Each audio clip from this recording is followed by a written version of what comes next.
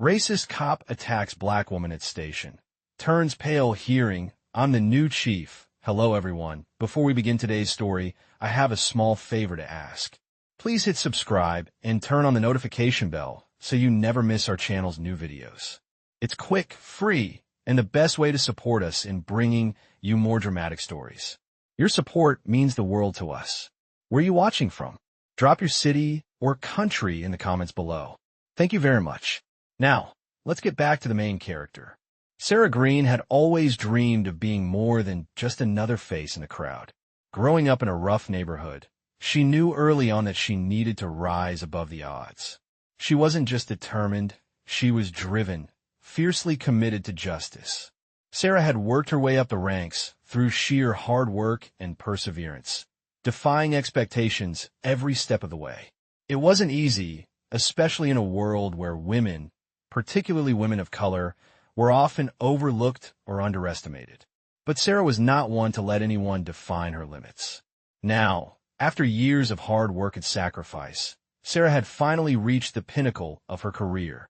She had just been appointed the new chief of police at the small but important precinct in her hometown. It was a huge moment, not just for Sarah, but for the community she had always fought for. She was no longer just the officer on the beat.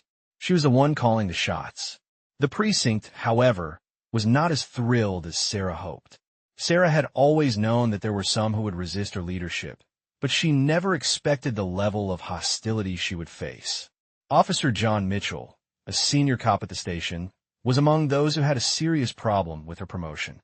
He was a man set in his ways, a man who believed that certain people, certain types, didn't belong in positions of power. He had spent years in the force, and the idea of a black woman being in charge didn't sit well with him at all.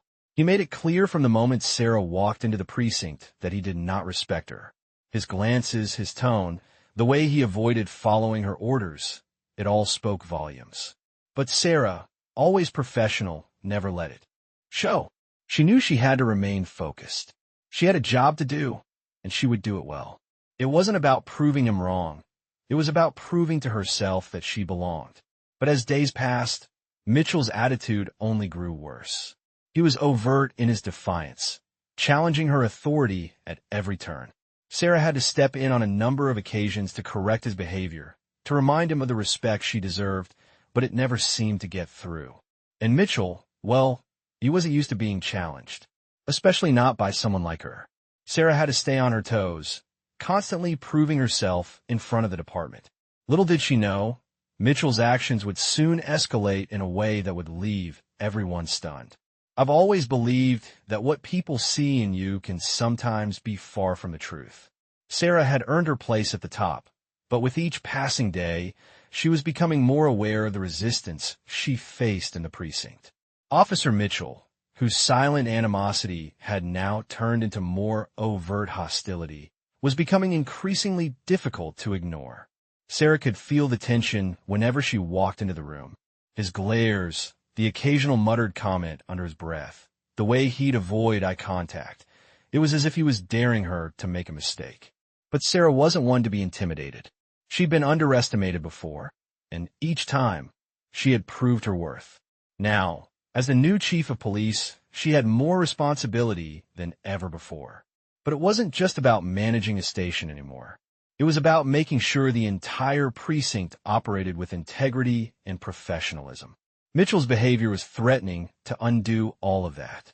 The department needed leadership, and Sarah knew she couldn't afford to let one officer undermine everything she stood for. However, Sarah had her hands full with other pressing matters. There had been a surge of petty crimes in the area, and she was determined to address it head-on. Her strategic approach, focusing on community outreach and proactive policing, was beginning to make an impact. She was gaining the respect of her team, but Mitchell remained a constant challenge.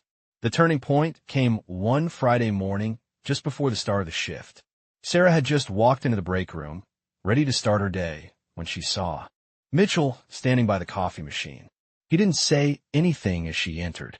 Instead, he stared at her, his arms crossed, his expression cold. Sarah, never one to back down from confrontation, walked straight up to him.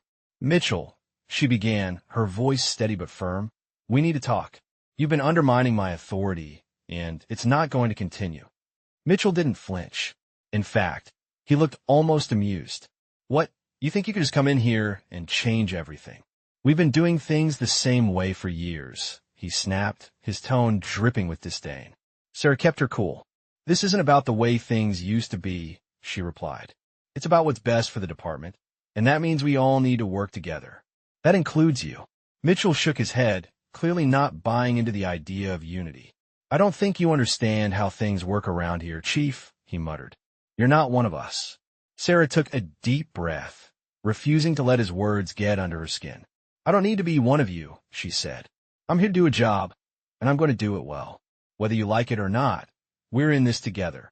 For a brief moment, the tension between them hung in the air like a thick fog. But then Mitchell just turned away, muttering something that Sarah couldn't quite make out. She stood there for a moment, watching him as he walked out of the room. He hadn't changed, but neither had she. Sarah wasn't about to let Mitchell, or anyone else, stand in the way of what she had worked so hard for. The tension between them was only going to escalate, and Sarah knew she had to stay focused. There was more at stake now than just her position as chief. There was a community to protect, and Sarah wasn't about to let anyone derail her mission. I remember the first time Sarah realized that things weren't just awkward with Mitchell. They were becoming dangerous. The subtle jabs, the dismissive comments, the quiet sabotage. It was all starting to make her question whether she was in control of the situation. She had managed her way through tough situations before, but this was different. It wasn't just about handling difficult people. It was about standing firm when someone was actively trying to undermine her leadership. The office was buzzing with rumors, and it wasn't hard to see where they were coming from. Mitchell had a knack for turning whispers into full-blown accusations, and his constant complaints about Sarah's leadership were starting to take root. But Sarah wasn't new to the game. She knew how to keep her head down and work through the noise. What bothered her the most was not that Mitchell was challenging her authority. It was that he was doing so in front of the whole team, planting seeds of doubt. It made her job so much harder. Sarah didn't have time to waste. The precinct needed someone who could take charge and get results, not someone who had to constantly defend their position. She spent long nights at the office, poring over cases and strategizing ways to improve the community's relationship with the police force. She was determined to show that her leadership wasn't just a product of political correctness. It was grounded in real, tangible action. But all her efforts seemed to be overshadowed by Mitchell's antics. Then came the day when everything came to a head. It was just another typical morning at the precinct when Sarah walked in, her usual confidence masking the weariness she felt from the ongoing tension. She entered the briefing room where the officers were already gathered, ready to discuss the latest developments. As she took her seat, Sarah noticed that Mitchell was standing by the window, looking out as if he didn't have a care in the world. She could feel his eyes on her, even without looking directly at him. He didn't say a word as she began to speak, but his presence was undeniable. The other officers seemed uneasy, the air thick with anticipation. "All right, team," Sarah started, her voice strong and clear. "We've got a lot to cover today.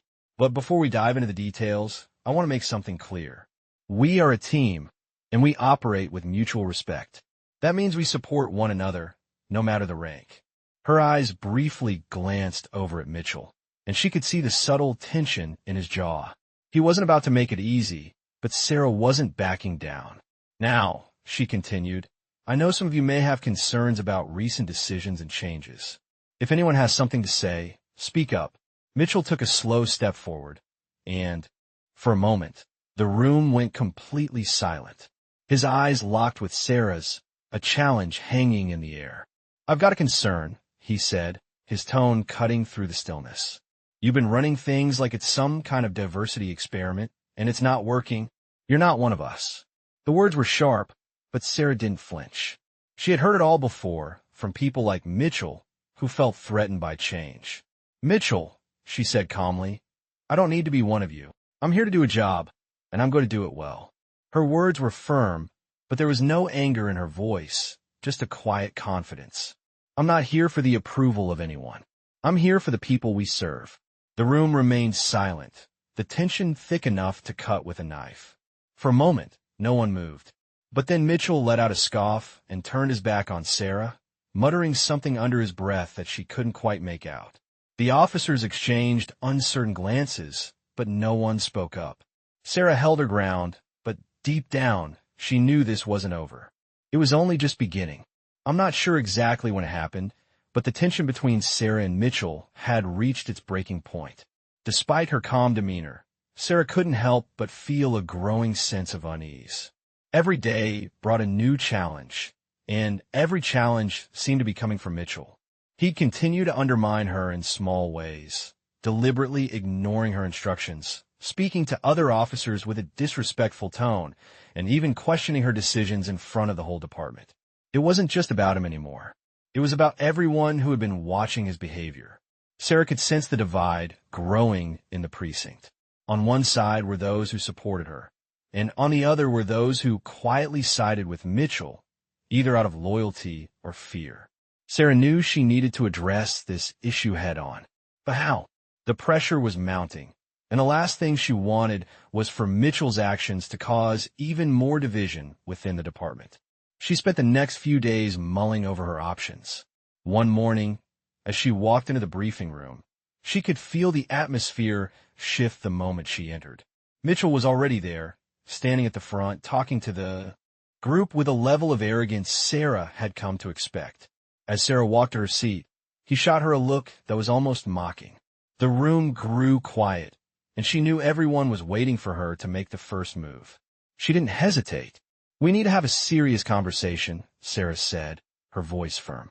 "Mitchell, I've given you multiple opportunities to work together, but it's clear that you don't want to cooperate. Your behavior has been unacceptable, and it's affecting the entire team." Mitchell didn't flinch. In fact, he crossed his arms and leaned against the wall, as if he had all the time in the world. "Oh, really?" he said, his voice dripping with sarcasm. "You're the one with the problem, Chief. You're trying to change everything, but you're failing." Sarah's eyes never left his. "I'm not failing. I'm changing the way we operate for the better. But your constant undermining is holding us back. I try to be patient, but that patience is running out." She paused for a moment to let her words sink in. "If you can't work with me, then you're not only failing yourself, you're failing the department and the people we serve." There was a long, tense silence in the room. Mitchell's eyes narrowed as he stood up straighter, his posture shifting. "You think you could just walk in here and tell me how to do my job?" he asked, his voice lowering. "I've been here longer than you, Chief. I know how things work." Sarah stood her ground, refusing to be intimidated. "And that's exactly the problem," she replied. "You're stuck in the past. I'm here to lead, not to play by outdated rules. If you can't adapt, then maybe this isn't the place for you." The room was dead silent now. Everyone was watching, waiting for Mitchell's response. Finally, after what felt like an eternity, he spoke, his voice tinged with something Sarah couldn't quite place. Was it fear, or just stubbornness? "You won't last," he muttered, and with that, he turned and walked out of the room without another word. Sarah stood there, her heart pounding in her chest. She knew this wasn't over. Mitchell was a powerful figure in the precinct, and she hadn't heard the last of him. But for now, she had made her stand, and she wasn't about to back down. The days following Mitchell's departure from the briefing room were filled with a tense silence that hung over the precinct like a thick fog. Sarah couldn't shake the feeling that Mitchell's words had left a mark, but she knew she couldn't afford to let them define her. It was business as usual, at least on the surface. Sarah kept her focus, diving into the important cases at hand, pushing for improvements in the department. Yet, every now and then, she'd feel the eyes of her officers on her, as though waiting for her to slip, to show weakness. Sarah wasn't about to give them that satisfaction. In the days that followed, Sarah found herself wondering whether Mitchell's defiance was something she could truly fix. She had given him multiple chances to change, and every time, he had failed her. But the thought of losing him completely, a seasoned officer with years of experience, was a tough pill to swallow. She wasn't one to give up easily, but she also knew that leadership wasn't just about compromise. It was about making tough decisions for the greater good. Sarah couldn't let one officer's behavior drag down the rest of the team. But it wasn't just Mitchell's actions that were weighing on her mind. There was another issue growing in the department: the way the other officers were responding to the tension. Some were quietly supportive, others were just waiting for the drama to blow over. But there was a clear divide forming, and Sarah knew that if she didn't act quickly, the damage could spread even further. One afternoon, Sarah called for a department-wide meeting. She wasn't sure how it would go, but she knew it was necessary. As the officers filed into the room, she could feel the tension in the air. Everyone was still uneasy, unsure of where they stood. Sarah stood at the front of the room, her gaze sweeping over her team. "I know there's been a lot of tension in this precinct," she began, her voice calm but firm. "I know that some of you may not agree with my decisions, but we're a team, and that means we have to work together no matter our differences. This department isn't just about one person's vision. It's about all of us working toward a common goal." There's a moment of silence before one of the officers, Officer Karen Davis, spoke up. "Chief, we're with you. But Mitchell, he's not making it easy." Sarah nodded, acknowledging Karen's point. "I know, but this isn't just about Mitchell. This is about all of us showing respect for one another. If we can't do that, then we're not going to make progress. I need every single one of you to step up and do your part. This isn't just my fight. It's ours." The officers exchanged glances, and for the first time in weeks, there was a glimmer of understanding. They were beginning to realize that Sarah wasn't just a leader because of her title. She was a leader because she cared about them, about the work they did, and about the community they served. But even as Sarah spoke, she couldn't help but feel the weight of the decisions she would soon have to make. Mitchell wasn't going to just go away. He was a powerful figure in the precinct, and sooner or later, his resistance would come to a head. But Sarah wasn't going to back down. She wasn't going to let anyone stand in the way of the changes that needed to happen. As the meeting ended, Sarah knew that this was only the beginning. The path ahead would be difficult, but she was ready to face whatever came her way, and to prove that she was the right person for the job. The following weeks were a blur of endless work and growing pressure. Sarah had hoped that her department-wide meeting would ease some of the tension, but it was clear that things were far from over. Mitchell's defiance had only grown more subtle, more insidious. He was biding his time, waiting for the right moment to strike again. Sarah could feel the weight of his resistance every time they crossed paths, the coldness in his eyes that never seemed to fade. She had seen this kind of defiance before, but never so close to home. Despite her resolve, she couldn't shake the feeling that Mitchell was slowly starting to rally others to his side. It wasn't obvious at first, but the way some of the officers started to avoid her, the whispered conversations in the hallway, it all pointed to a growing divide within the precinct. Sarah knew she couldn't let this go on for much longer. The longer the rift remained, the harder it would be to mend. One afternoon, Sarah received a call that would change everything. A high-profile case had come in involving a string of robberies that had left the community on edge. The investigation was complex, with several moving pieces. Sarah knew it was an opportunity to bring the department together, to show them that, despite their differences, they had a job to do. She gathered the officers for an emergency meeting to discuss the case. Mitchell was there, of course, and Sarah could feel his eyes on her as she spoke, his judgment lurking beneath every word. "This case is bigger than anything we've seen in a while," Sarah began, addressing the room. "We need to put aside personal issues and focus on the job. The community is counting on us to solve this.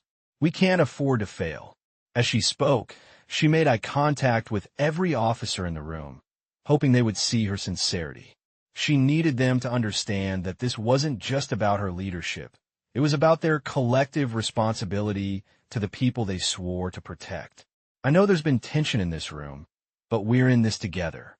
If we don't work as a team, we'll lose the trust of the people we serve.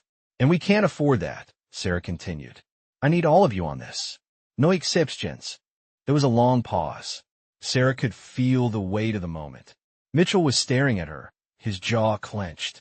For a second, she thought he might make another comment, another challenge. But to her surprise, he said nothing. The silence hung in the air, but Sarah didn't break eye contact. Finally, he spoke, his voice quiet but still defiant. "I'm in," he said, almost reluctantly. "But I'm not doing this for you. I'm doing it for the job." It wasn't the wholehearted agreement Sarah had hoped for, but it was a start. It was the first time Mitchell had openly acknowledged the importance of the mission, even if he still couldn't bring himself to fully back her as a leader. Sarah knew this wasn't the end. There was still a long road ahead, and Mitchell was not going to be easy to win over. But for the first time in weeks, she felt a glimmer of hope. The team was starting to come together, and that was all she needed to keep moving forward. The investigation into the robberies intensified in the following days, with Sarah overseeing every step. She worked tirelessly alongside her officers, determined to bring justice to the community. As the investigation progressed, Sarah found herself in countless meetings, analyzing evidence, interviewing witnesses, and coordinating efforts with other law enforcement agencies. It was exhausting work, but Sarah thrived under the pressure. She knew that this was her chance to prove to the precinct that she was capable, that she was the right person for the job. Days turned into weeks, and slowly but surely, the case began to unravel. With each breakthrough, Sarah felt a sense of accomplishment. Her team was working better than ever, and for the first time, it felt like they were truly united. Mitchell, though still distant, began to fall into line, his resistance weakening as the results of their hard work spoke for themselves. The robberies were solved, and the community breathed a collective sigh of relief. But Sarah knew that the hardest part was still ahead, mending the fractured relationships within her department. She had come a long way, but the battle for trust and respect was far from over. The days after the robbery case resolution were strangely quiet, but Sarah knew better than to let her guard down. The department had made significant progress, and the team was working better than ever, but the fractures within the precinct were far from healed. Mitchell had stopped openly challenging her authority, but Sarah could feel the tension simmering just below the surface. He was like a pressure cooker, and she didn't know when it would explode. The investigation had brought some temporary unity, but deep down, Sarah knew that the real challenge still lay in repairing the fractured relationships. Trust had to be earned, not just through actions, but through consistent, transparent leadership. It was a challenge she was ready to face, but it wouldn't be easy. Over the next few weeks, Sarah focused on rebuilding the morale of her team. She initiated more team-building activities, took extra time to personally engage with her officers, and made it clear that every officer's voice mattered. Slowly but surely, the atmosphere began to shift. Some officers who had been on the fence started to warm up to her. The respect that had once seemed so distant was beginning to take root. But Mitchell was different. While the rest of the department started to show signs of reconciliation, Mitchell remained distant. He still kept his opinions to himself, still kept his interactions minimal, but it was obvious that he wasn't fully invested in working with Sarah, at least not yet. Sarah had accepted that winning him over was going to take time, but she also knew that she couldn't wait forever. She needed to address the situation once and for all. It was late one afternoon when Sarah saw Mitchell standing outside her office. He wasn't looking directly at her, but was staring out the window, deep in thought. Sarah hesitated for a moment, then decided that it was time to take the next step. She walked over to him and stood quietly for a few seconds before speaking. "Mitchell," she said, her voice calm but firm. "I know this hasn't been easy for you, and I know we've had our differences, but I need you to understand something.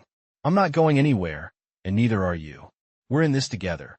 Mitchell didn't respond right away, but he finally turned to face her. His expression was unreadable.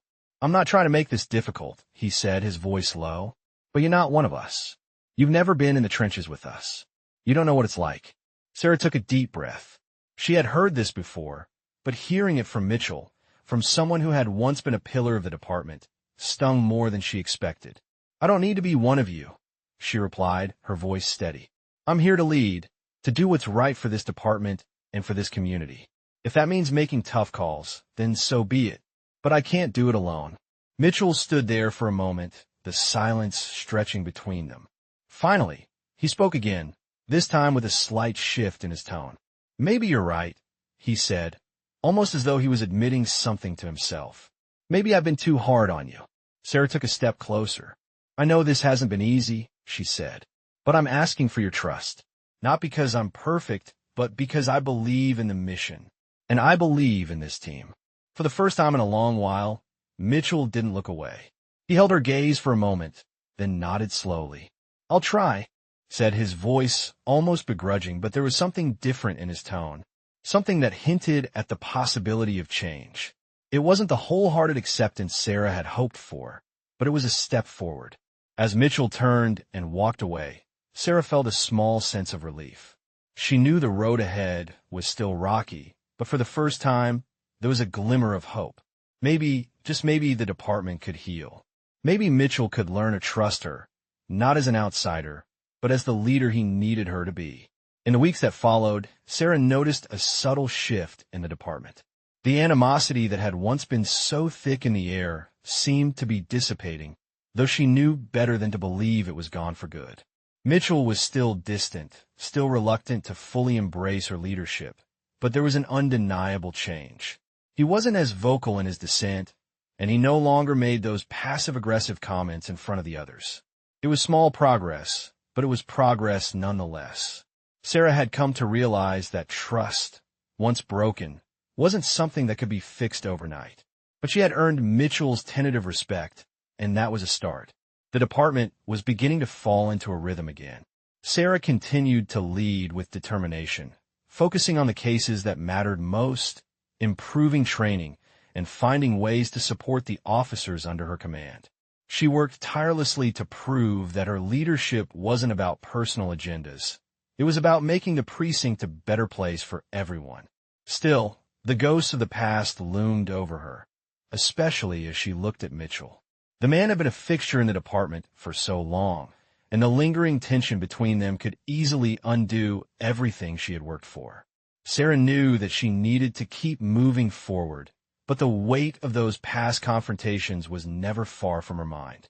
She wasn't just fighting to prove her worth to Mitchell or the officers who had doubted her. She was fighting to build a legacy of trust and leadership that would outlast her time at the precinct. One evening, as Sarah was finishing up paperwork in her office, there was a knock on the door. She looked up to see Mitchell standing in the doorway, his posture unreadable. For a moment, Sarah's heart skipped a beat. She had expected this moment to come, but she hadn't anticipated it would be so soon. "Chief," Mitchell said, his voice low but clear. "Can we talk?" Sarah nodded, motioning for him to sit. The room felt suddenly smaller as Mitchell walked in and took a seat across from her. The silence between them was heavy, and for the first time, Sarah didn't know what to expect. After a few moments, Mitchell spoke. "I've been thinking a lot about what you said," he began. "About trust, about this department, and about you." Sarah stayed silent, waiting for him to continue. "I know I've been hard on you," Mitchell said, his voice softer than usual. "I've been skeptical, and maybe I didn't give you the respect you deserve. But I see now that you're not just here to fill a position. You're here to lead, and you're doing it." Sarah's heart tightened. She hadn't expected him to say those words, not after everything that had happened. But hearing them meant more than anything she could have imagined. "I'm sorry," Mitchell continued, "for the way I treated you. I should have been more supportive. I know that now." Sarah felt a wave of relief wash over her, but she kept her composure. "I appreciate that, Mitchell," she said, her voice steady. "It's been a long road, but we're getting there." The tension that had hung between them for so long seemed to dissipate in that moment. Sarah knew that trust would take time to rebuild fully, but this was a turning point. Mitchell wasn't fully on her side yet, but he had acknowledged the need for change, and that was something. As he left her office, Sarah allowed herself a brief moment of quiet reflection. The road ahead would still be challenging, but for the first time in a long while, she felt a sense of peace. She wasn't alone in this fight anymore. Her team, even Mitchell, were starting to see her for who she truly was, not just the first black woman to lead the department, but a capable, committed leader who would do whatever it took to make the precinct and the community better. The weeks that followed Mitchell's apology marked a new chapter for Sarah and the precinct. While the scars of the past were not yet completely healed, there was a shift in the air. Officers who had once been wary of Sarah's leadership now began to approach her with respect. Mitchell, though still not fully open, had started to accept that change was inevitable, and his behavior reflected that. The department was no longer fractured in the same way, but Sarah knew that true healing was a slow, steady process. She couldn't rush it. There were still challenges ahead, but Sarah felt a quiet confidence growing within her. For the first time, she felt like she wasn't just fighting to prove herself. She was leading with purpose, with conviction. One afternoon, as Sarah sat in her office reviewing reports, she was interrupted by a knock on the door. She looked up to see Mitchell standing in the doorway once again. It was the same man she had seen only weeks ago, distant and guarded. But this time, his expression was different, softer, almost respectful. "Chief," he said, his voice steady but genuine, "I've been meaning to talk to you. About everything." Sarah set the papers aside and motioned for him to come in. As Mitchell sat down, Sarah could tell that he was choosing his words carefully. The tension between them had been replaced by something more cooperative, though still cautious. "I know things haven't been perfect between us," Mitchell began, "but I've been thinking a lot about what we've been through and what this department needs. I've seen how you've handled the pressure, how you've kept us focused on what really matters. And I can honestly say, I respect that." Sarah's heart tightened, but she kept her composure. "Thank you, Mitchell," she replied, her voice calm but sincere. "It hasn't been easy, but we've all had to adjust." "Yeah," Mitchell said, nodding slowly. "I think I've realized that leadership isn't about always having the answers or always being right. It's about knowing when to make tough calls and about being willing to admit when you're wrong." He paused for a moment, his gaze meeting hers. "I made a lot of mistakes, and I want to make it right." Sarah was taken aback by his words, but she didn't let it show. She had seen this man as a figure of resistance, and now he was here, admitting his own faults. It was a rare moment of vulnerability, one that not many people would have been willing to share. "I'm not perfect either, Mitchell," Sarah said, her voice steady. "I made my share of mistakes too. But what matters is that we keep moving forward, and we do it together." Mitchell nodded, and for the first time in a long time, Sarah saw something more than just a colleague in him. She saw someone who had the potential to be a true ally.